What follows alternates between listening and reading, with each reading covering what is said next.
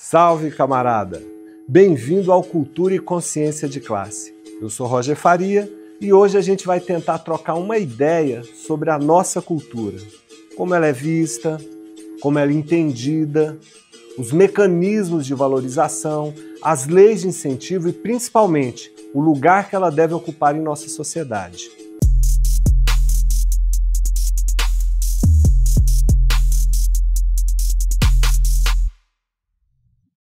Quando se pensa em um conceito de cultura, eu gosto muito do conceito de cultura do sociólogo brasileiro Guerreiro Ramos. Segundo ele, cultura é o que faz um povo ser dono de si. Não é só arte, tradição, é a forma como a gente entende o mundo a partir da nossa própria realidade, valoriza a nossa história, o saber, o modo de viver e construímos nossa autonomia. Em resumo, para Guerreiro Ramos, a cultura é o reflexo da nossa identidade e a base da nossa liberdade.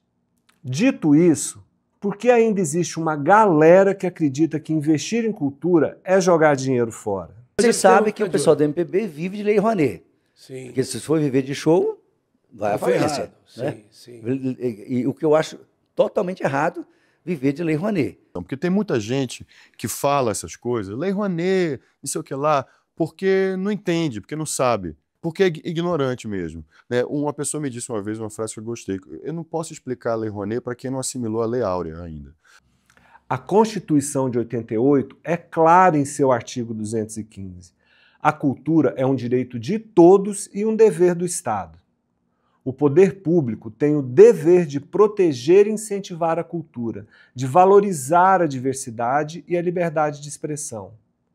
Isso inclui a arte popular, a música, dança, cinema, literatura, festas, tradições e a memória dos povos que formaram o nosso país.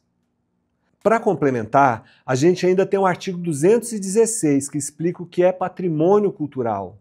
Segundo esse artigo, patrimônio cultural são os bens e práticas que representam a identidade do povo brasileiro, sejam materiais, como prédios históricos, ou imateriais, como o samba, o maracatu, a roda de capoeira, as celebrações dos povos originários, os bailes funk. Bate palma! Bate palma, bate palma, só desde que é cachorrão! Ou as festas religiosas. Promover e defender a cultura em toda a sua diversidade não é uma escolha de governo, é uma obrigação legal do Estado.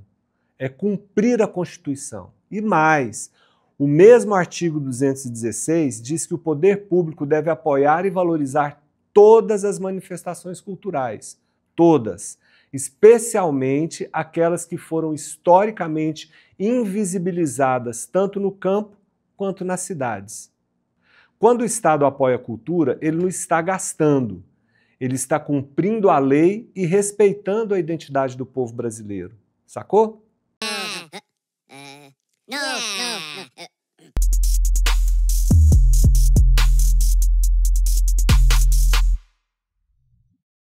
Aqui no Brasil, existem várias formas de fomentar e incentivar a cultura.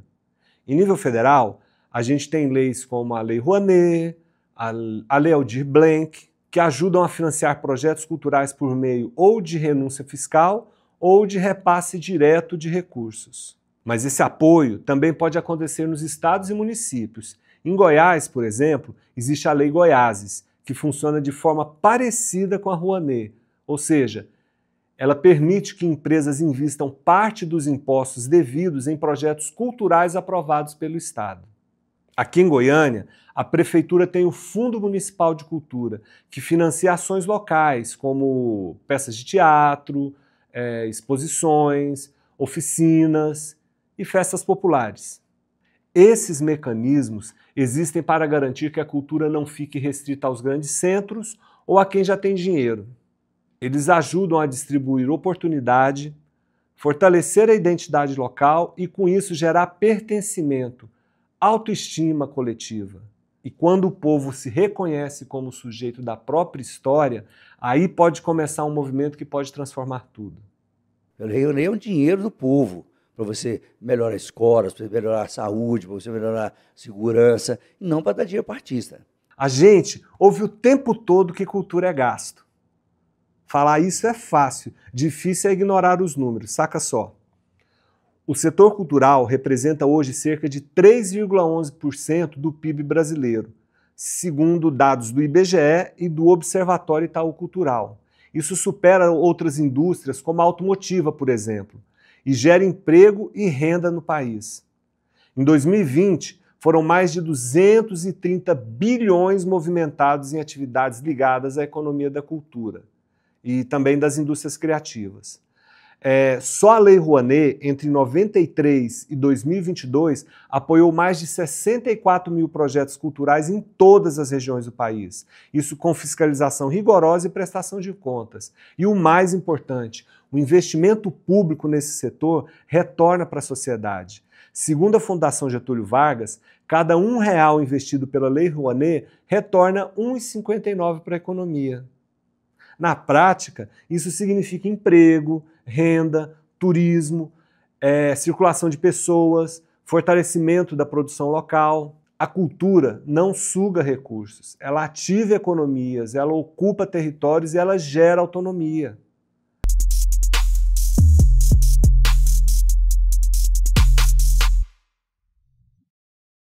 Aí você me pergunta, né? Se isso é verdade, por que existe tanta desinformação, existe tanta mentira envolvendo as iniciativas que promovem a cultura em nosso país? Porque a Lei Rouanet é achincalhada e descredibilizada pela população em geral. Esse instrumento de saquear o mais pobre. Não deveria ter nem artista, não deveria ter nem Ministério da Cultura, nem Secretaria da Cultura, nada. Devia ter show business funcionando. Acho que o artista que não sobrevive da música, ele não tem o talento suficiente, o povo não quer aquele cara. Sim. E nós vamos acabar com mais essa tetinha de artistinha vagabundo. Uma elite conservadora tenta te convencer, através de mentiras, que investir em cultura é desperdício, porque sabe exatamente o que está em jogo. Quando o povo tem acesso à arte, à memória e à linguagem, ele começa a se conhecer, a se organizar e a pensar com autonomia.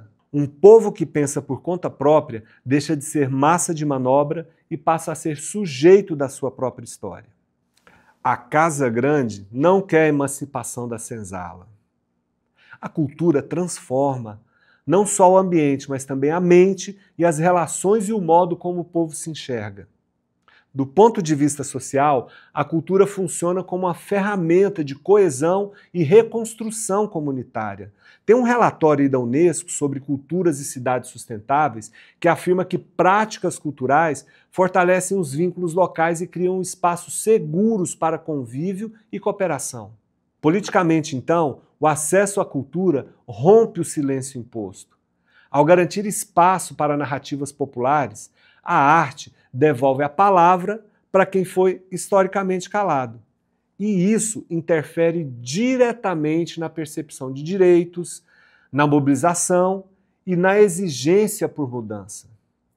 Antropologicamente, a cultura preserva a memória coletiva.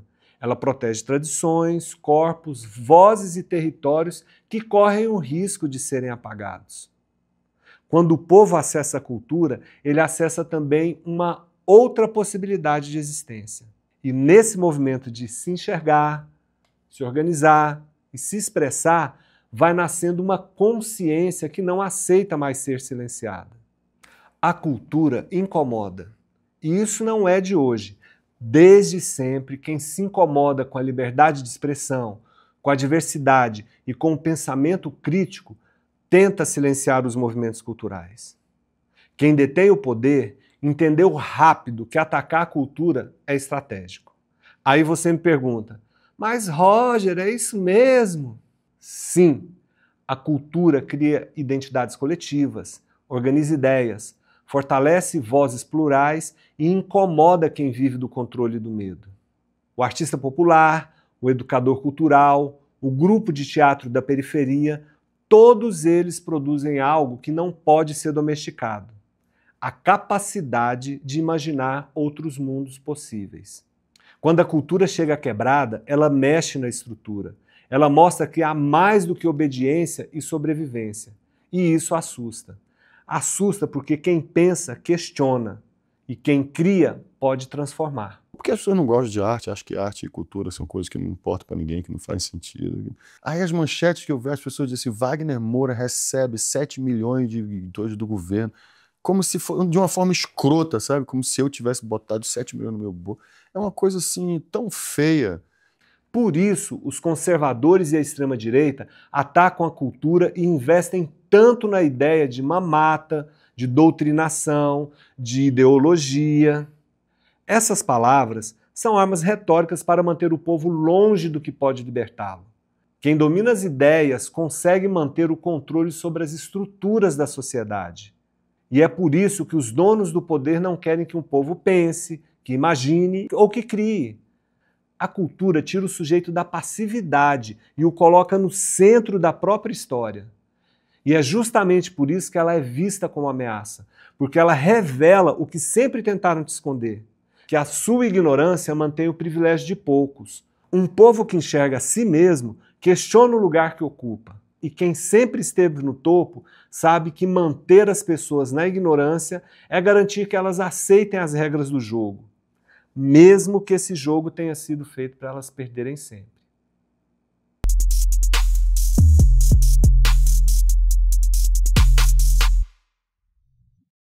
No Brasil, manifestações culturais que nascem do povo sempre foram perseguidas. O samba já foi tratado como coisa de marginal e proibido de ser tocado em locais públicos. A capoeira foi criminalizada no Código Penal de 1890, com pena de prisão para quem a praticasse. O maracatu, o jongo, o rap, todos foram alvos de repressão em algum momento da história. Hoje, o funk é o alvo. E como antes, o motivo não é o estilo, é o território, a cor e o poder de fala que ele representa.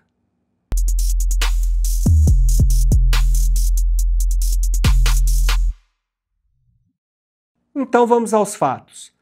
André Porciúncula foi secretário de Fomento e Incentivo à Cultura, a CEFIC do governo Bolsonaro, entre 2020 e 2022. Ele atuou como braço direito do Mário Frias na Secretaria Especial de Cultura. Durante a sua gestão, ele promoveu umas mudanças significativas na aplicação da Lei Rouanet, alegando combater abusos no uso do incentivo cultural. Em declarações públicas, ele afirmou que a Lei Rouanet era usada para beneficiar artistas militantes e anunciou que a sua gestão passaria a priorizar projetos conservadores, cristãos e pró-armas. 1,2 bilhão de reais que vocês podem usar para fazer documentário, filmes, webséries, podcasts. Estamos lançando lá na Secretaria Especial de Cultura 2 megas eventos em que a princesa do evento é a arma de fogo, o presidente da República vai estar. Então, pela primeira vez, vamos colocar dinheiro da Rouanet em um evento de arma de fogo, vai ser super bacana isso. E aí eu chamo os senhores a usar a Lei Rouanet, financie eventos pró-arma com a lei de incentivo, eventos culturais sobre a arma de fogo com a lei de incentivo. Isso gerou uma forte reação das entidades culturais e parlamentares. Essas intenções foram vistas por especialistas como uma tentativa de aparelhamento ideológico da política cultural. Quem ataca a cultura quer, na verdade, controlar quem pode acessá-la. Outros mecanismos bastante suspeitos também são utilizados para permitir que determinado grupo tenha acesso a verbas públicas. Por exemplo, nos últimos anos, a contratação de artistas do sertanejo universitário por prefeituras Brasil afora, sem licitação e com valores desproporcionais à realidade orçamentária local, tornou-se um padrão alarmante. Shows que ultrapassam 1 milhão em município com baixa arrecadação evidenciam uma prática marcada pela falta de transparência que dribla a fiscalização e favorece interesses privados sob a justificativa de movimentar a economia.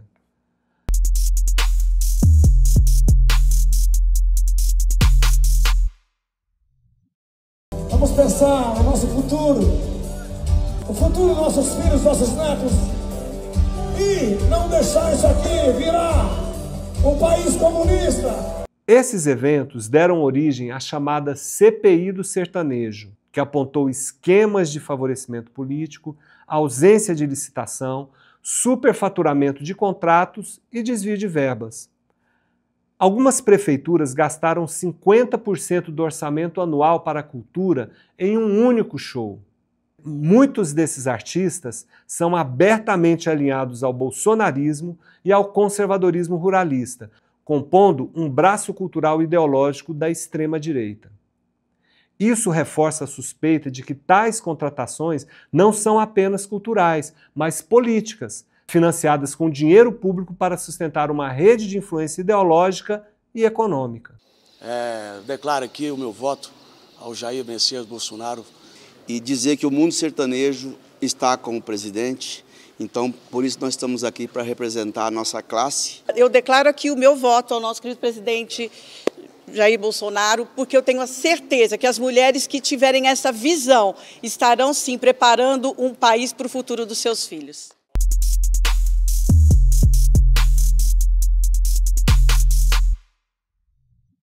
Enquanto isso, o movimento funk, que é a expressão das periferias urbanas e das juventudes negras, é alvo de criminalização constante. Bailes são interrompidos com violência, festas são tratadas como crime e artistas são perseguidos sob o pretexto de perturbação da ordem ou apologia ao crime, revelando o elitismo e o racismo estrutural que moldam a política cultural em nosso país. Atualmente, essa criminalização recai sobre o funk, que é a principal expressão cultural da juventude periférica aqui no Sudeste, pelo menos, né? Em outras regiões do país a gente vai ver o brega funk, lá em Pernambuco, sendo nesse momento criminalizado também, o pagodão na Bahia e assim vai. Então, esses ritmos musicais e culturas produzidos pelas juventudes negras e periféricas do nosso país são criminalizados e são usados, como eu disse, como bodes expiatórios, na verdade, para reprimir essa juventude e exterminar ela. Alguns estudos mostram que a criminalização de bailes e eventos funk associa raça, território e perigo, o que legitima operações policiais, fechamentos forçados e repressão cultural sobre favelas e periferias. Ninguém se preocupa em ouvir o movimento funk. A cultura funk, ela é uma cultura que existe aproximadamente há 30, 40 anos. Ela é uma cultura de jovens negros da periferia. E a gente sabe também que cultura de jovens negros da periferia, historicamente, ela é perseguida pelo Estado. Projetos de lei já foram apresentados para criminalizar o funk como risco à saúde pública. Em Brasília e São Paulo, debates públicos denunciam que o funk é combatido sob o pretexto de segurança, distúrbio ou poluição sonora. Mas o que está em jogo aí é o controle cultural e a invisibilização de identidade. O funk ele é usado por pessoas das elites, né, das classes dominantes, ou mesmo classes médias aí oportunamente, seja em campanhas eleitorais, seja em programas televisivos, seja em festas de playboys, em baladas de playboys, enfim, todos esses festivais, né? E esse funk não é reprimido. Esse funk é, entre aspas, aceito, porque ele passou por um processo de apropriação, de embranquecimento, de higienização, enquanto que o funk que está sendo produzido nas favelas e nas periferias e nos bailes funk, que ainda é majoritariamente negro, continua sendo reprimido. Mas isso aqui é um exemplo de como existem duas expressões no movimento funk. A gente tem essa expressão que é das produtoras, que é das empresas, dos empresários, e a gente tem essa expressão que é a das favelas, que é a das periferias. E essa é brutalmente reprimida, principalmente pela polícia militar ou por outros agentes do Estado, como guardas municipais também. Existe também a chamada Lei Anti-Oruan, que visa criminalizar o funk com o pretexto de coibir a apologia ao crime e às drogas em shows públicos. A Sugestão Legislativa 17 de 2017 foi apresentada no portal E-Cidadania do Senado e pedia para que o funk fosse considerado crime de saúde pública contra crianças, adolescentes e a família. A preocupação com a família, com a moral, com os bons costumes, é o tipo de preocupação que é muito cara a muitos políticos justamente porque seduz, porque dá a impressão de que eles são seres elevados moralmente e de que o funk é essa arte periférica que traz tudo de mal, e na verdade não é assim. Então, até a própria ideia da família, quando a gente lembra que os abusos sexuais infantis acontecem entre os próprios familiares. Então a família tem muitos problemas, mas se defende isso como uma forma de atacar o funk, colocando como oposto à família. Então é uma estratégia covarde de autopromoção e que não quer enxergar a importância desse movimento cultural tão legítimo e importante, que só é deslegitimado por causa das pessoas que o fazem. Pessoas pretas, na sua maioria negras, periféricas, que isso não engana ninguém. A proposta, felizmente, foi negada pela Comissão de Direitos Humanos do Senado. O projeto de lei 200 de 2020 buscava alterar a lei número 10.257 de 2001 para tipificar a organização de festas ao ar livre, como bailes funk sem autorização, como um ato criminoso. Em Paraisópolis, por exemplo, a violência policial fechou bailes e matou jovens negros, num contexto em que a repressão vai além do som, atinge corpos e territórios culturais. É entender também que a presença da polícia militar no baile funk resulta na morte de jovens negros da periferia. Considerando que um estudo da Unicef e do Fórum Brasileiro de Segurança Pública, a polícia é responsável por 16,5% das mortes violentas de crianças e adolescentes no Brasil. Então não é o funk que mata a juventude, é a polícia que mata a juventude. O estudo aponta também que a taxa de letalidade policial entre jovens de 15 a 19 anos é de 113,9%, superior à taxa verificada entre adultos. Porque mandar a polícia e mandar a GCM para fechar pancadão com a desculpa de funcionamento de adega ilícita é só uma estratégia do Estado de colocar a polícia militar para matar jovens negros da periferia. Aí tem uma lógica clara: legitimar o que interessa e excluir o que ameaça. O sertanejo universitário se beneficia da estrutura midiática, de financiamento e de aceitação institucional, enquanto o funk se vê criminalizado, proibido e fragmentado. Vocês têm que compreender que, por exemplo, na periferia, a única opção de lazer é o baile, dependendo da quebrada. Então, esse tempo ocioso, essa falta de outras opções, o trabalho excessivo, a pessoa chega no final de semana, ela quer tirar um lazer. Eu acredito que o caminho não é jogando bomba, não é reprimindo, é uma cultura a ser abraçada, a ser politizada e a ser cuidada, dar a devida estrutura. E se vocês não for dar a devida estrutura, simplesmente cobra. O baile só pode acontecer se tiver tal estrutura, mas se tiver, vai acontecer. Pode ter certeza que a população vai somar. Quando o sistema controla quais sons são aceitáveis, ele controla também quem pode existir intelectualmente. A cultura da favela é penalizada, enquanto a cultura da elite é financiada. Não queiram enganar o povo fingindo que vocês se importam com esse povo que está nas favelas e nas periferias, porque se importassem, vocês estariam debatendo sobre moradia digna e outras coisas mais pertinentes para as nossas vidas. Então, é nós por nós, e nós quem temos que debater sobre essas questões, porque vocês só estão preocupados em chegar lá, como eu já disse, através de polícia militar, através de repressão, tiro, porrada e bomba. E não se engane, isso não é por acidente, é estratégia de poder. É reflexo de um sistema que premia quem reforça os valores da elite e pune quem representa a realidade da base e tenta despertar a consciência de classe entre os oprimidos. O sertanejo universitário virou trilha sonora do agronegócio e do conservadorismo político, enquanto o funk, que fala de racismo, território e sobrevivência, é silenciado. Há racismo nisso, há elitismo e há uma tentativa clara de controlar quais vozes podem ocupar os espaços públicos. O que está em jogo não é o estilo musical, é o poder de falar por si. Bom, é o povo quem tem que decidir isso. Não o Estado burguês, não políticos ricos que não vivem e nunca viveram na periferia. É a população periférica quem tem que debater sobre baile funk ou sobre qualquer outra situação que diga respeito à sua vida e à sua existência, né? Inclusive regularização fundiária, que poderia estar sendo debatido aqui, a gente regularizar essas moradias dessas pessoas, ou melhor, a gente proporcionar moradias dignas para essas pessoas. Defender a diversidade das manifestações culturais não é uma escolha estética, é uma necessidade política e social.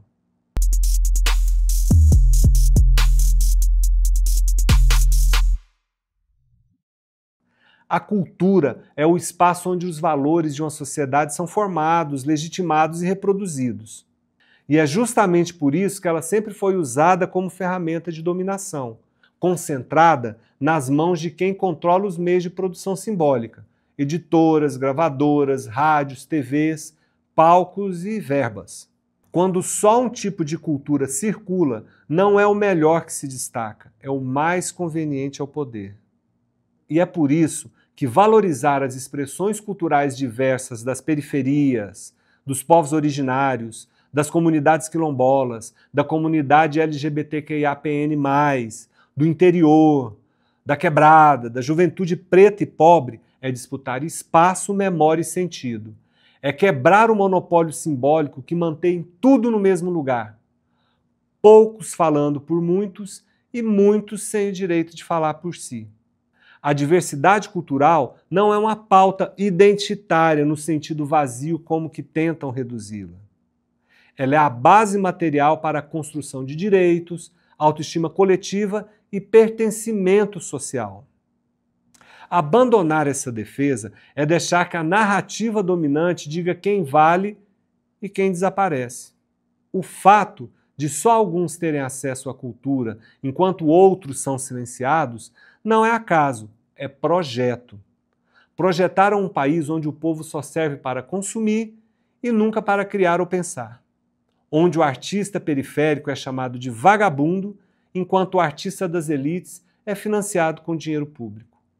Onde quem canta a própria realidade é censurado e quem repete o discurso da elite é celebrado. E você sabe de quem é a culpa? Do capitalismo e seus representantes. O capitalismo transforma a cultura em mercadoria, o artista em produto, a arte em vitrine e a diversidade em ameaça. Ele quer a cultura domesticada, que não confronte, que não questione, que apenas distraia e defenda seus interesses.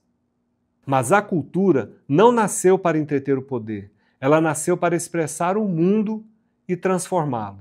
Por isso, a tarefa da gente que compreende o que está em jogo não é fácil, mas é urgente.